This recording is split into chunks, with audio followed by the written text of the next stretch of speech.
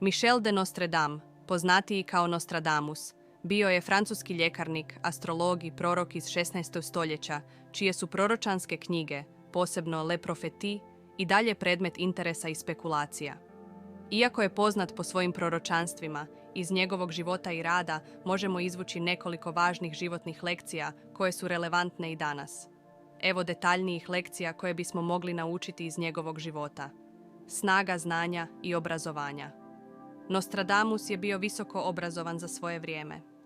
Studirao je medicinu na sveučilištu u Avignonu i kasnije na sveučilištu u Montpellieru, gdje je stekao doktorat. Osim medicine, bio je stručnjak u astrologiji i književnosti. Njegova posvećenost obrazovanju naglašava važnost cjeloživotnog učenja i stalnog usavršavanja. Bez obzira na okolnosti, znanje i obrazovanje otvaraju vrata mnogim mogućnostima i osiguravaju intelektualni rast. Vjera u intuiciju i unutarnji glas. Nostradamus je često pratio svoju intuiciju i unutarnje osjećaje, što je ključno za njegovo proročansko djelo. Njegova proročanstva bila su rezultat dubokih meditacija i oslanjanja na svoje unutarnje vizije. Ovo nas podsjeća na važnost slušanja vlastite intuicije i povjerenja u svoje unutarnje osjećaje, čak i kada se čine neobičnima ili nejasnima. Otpornost i prilagodljivost u suočavanju s nedaćama. Tijekom svog života, Nostradamus se suočio s mnogim tragedijama, uključujući gubitak prve supruge i djece zbog kuge. Unatoč tim gubicima, nastavio je sa svojim radom i posvetio se pomaganju drugima, posebno tijekom kuga koje su harale Europom. Njegova sposobnost da se oporavi i prilagodi u teškim vremenima pokazuje važnost otpornosti i prilagodljivosti u suočavanju s teškoćama. Kontroverza i važnost različitih mišljenja. Nostradamus je bio i ostao kontroverzna figura.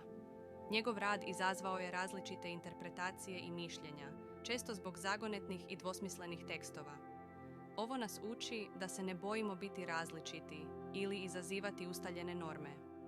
Različita mišljenja i kritike mogu potaknuti raspravu i dovesti do dubljeg razumijevanja. Upornost i strast prema radu. Nostradamus je bio izuzetno predan svom radu. Bez obzira na skeptike i kritike, nastavio je pisati i objavljivati svoja proročanstva.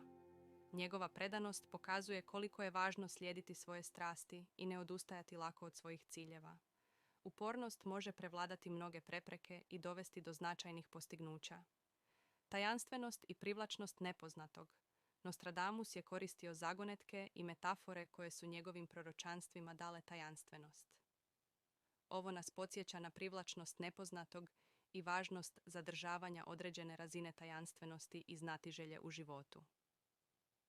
Znatiželja i istraživanje nepoznatog mogu nas voditi ka novim otkrićima i razumijevanjima. Holistički pristup životu i radu. Nostradamus je kombinirao različite discipline, medicinu, astrologiju, književnost u svom radu. Njegov holistički pristup pokazuje važnost interdisciplinarnosti u rješavanju problema i donošenju odluka. Različite perspektive i znanja mogu dovesti do inovativnih rješenja i boljeg razumijevanja svijeta.